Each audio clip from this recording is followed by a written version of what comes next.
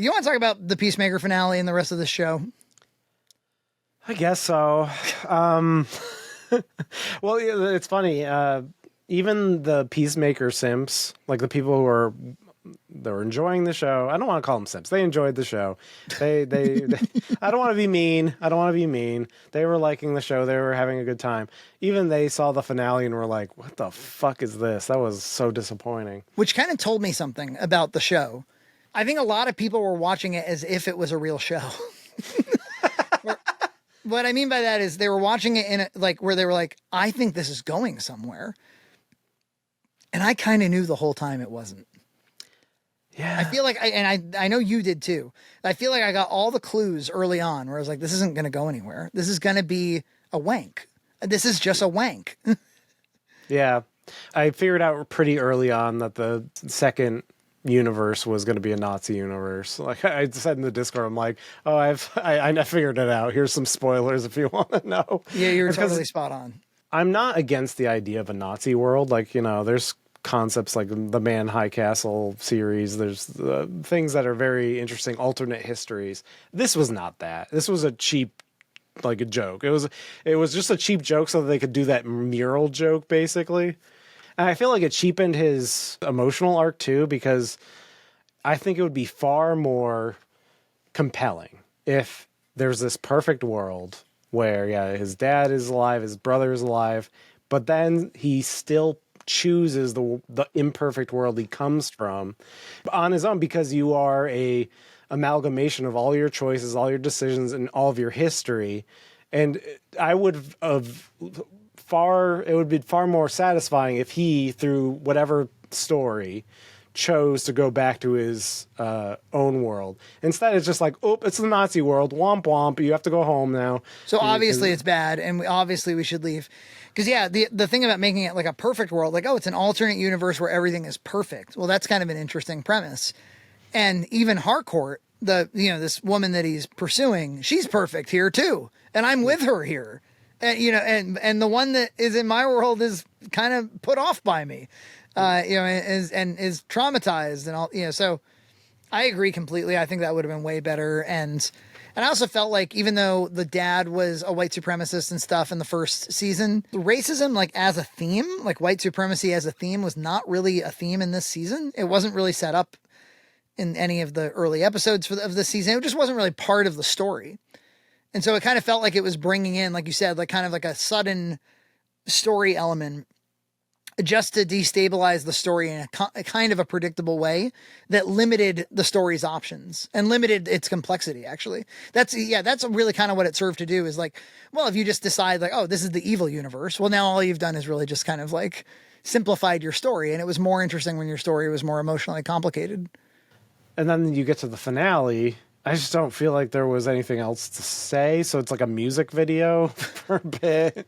Well, I don't know about you. It wasn't surprising to me that it was a music video. I was like, I think this dude is just enjoying himself. And it was actually two music videos. Actually, it was the first concert on the boat and the second concert on the boat. He loved it. Yeah, he's like, I love making this show because I can do anything I want. There's kind of like a big ego thing on display where it's like, I can cast my wife, I can cast my mom, I can have John Cena fuck my wife, it's fine. I can just take bands I like and shoot them, and I can make the story not go anywhere. But yeah, you're right. Like, it seemed like the finale was very poorly received.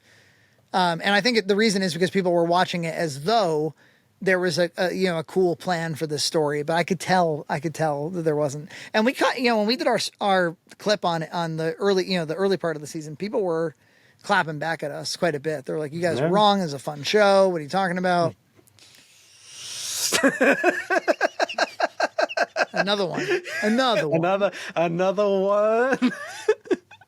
I just wish you'd all trust us a little bit more. We know what you're talking about most of the time. Sometimes I get predictions wrong. Like, I didn't like Minecraft. I didn't understand that because I don't understand Minecraft. But well, what was your prediction of Minecraft? That it would flop?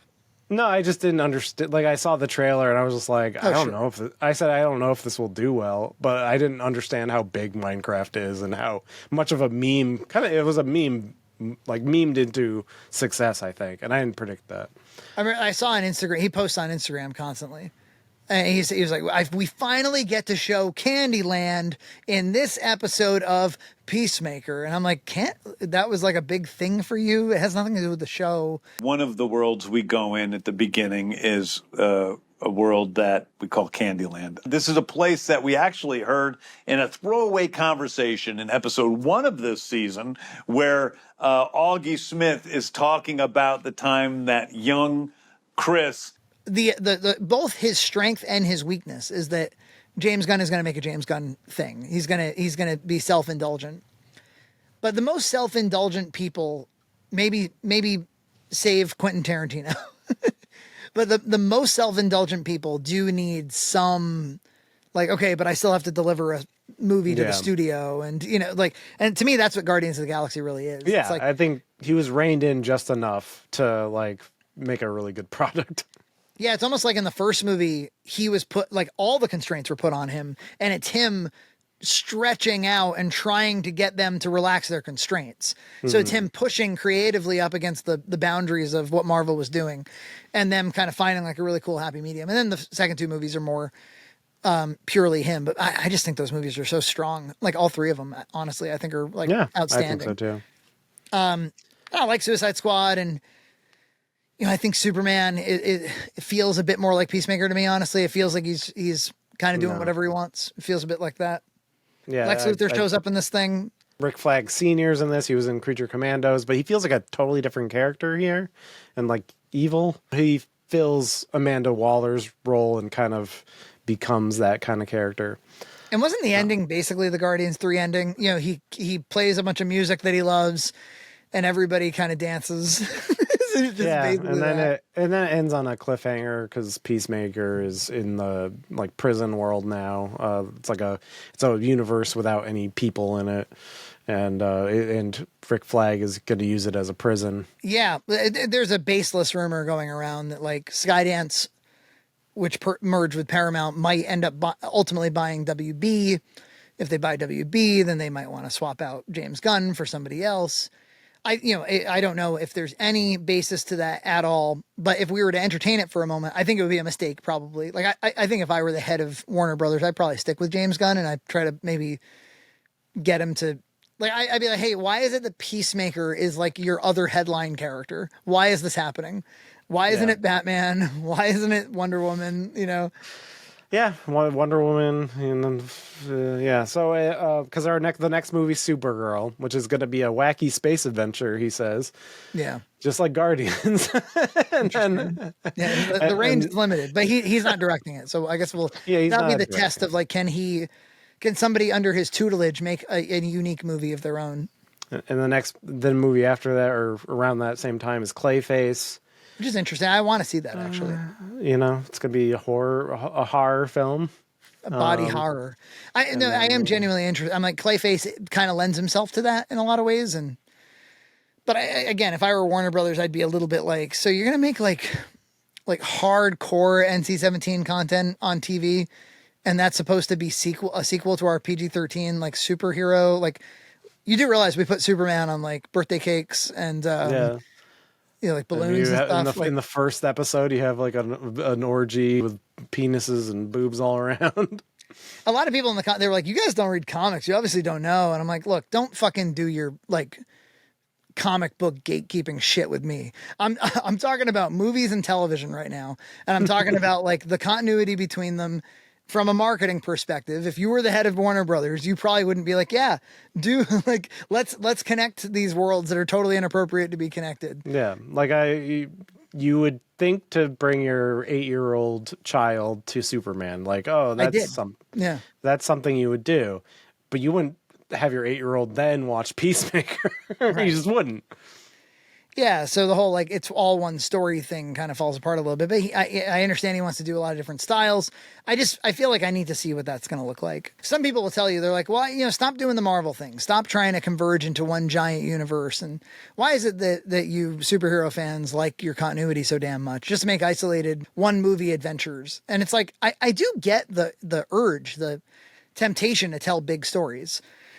because you can accomplish things that you just can't accomplish any other way. I mean, much like how TV, you can accomplish stories that can't be accomplished in one movie, right? Like, Right.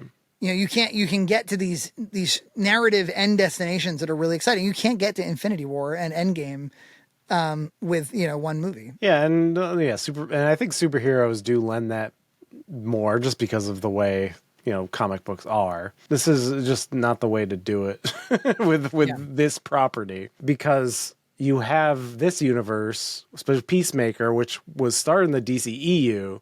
You have half the characters are canon, half of them probably not Harley Quinn. It's probably gonna be a new one, but she was in the other ones. They even referenced the first Suicide Squad because Rick Flag says he was dating the Enchantress. I'm like, wait, we're bringing that in here? He said that in Peacemaker season 2, right? That's crazy. Yeah. Yeah, he said Rick Flag Jr. said that.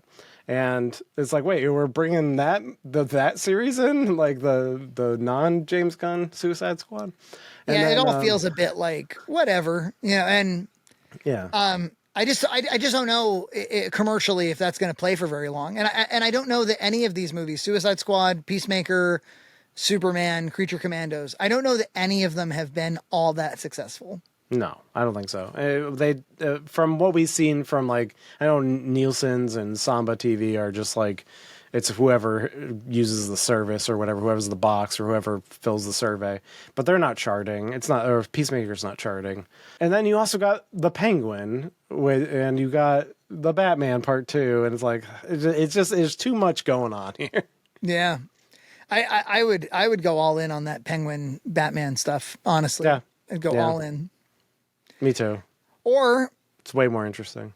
Would you? I think maybe some people are invested in the new Superman world, maybe. 'Cause that's part of the problem. That's why I wouldn't fire him, is because at this point you'd have scorned James Gunn fans. You already have with the Snyder fans. Yeah, you're just accumulating bad will after bad will. You got to stick with something at some point. You can't fly through talent. You know what I mean? But I think that the Robert Pattinson Batman stuff, and the Penguin especially, is working so fucking well. I'd be tempted to be like, what can we do with this? Yeah, I'm sure they are having those.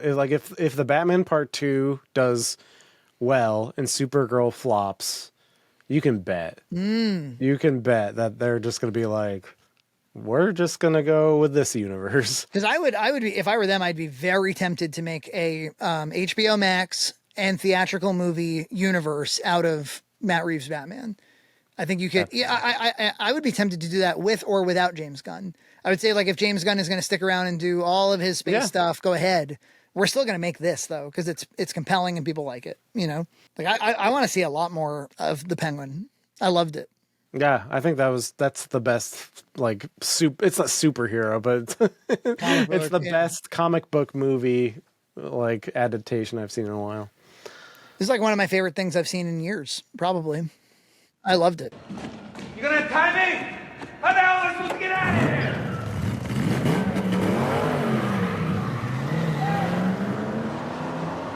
here? Subscribe to Red Cow Entertainment on Patreon for full episodes every other week.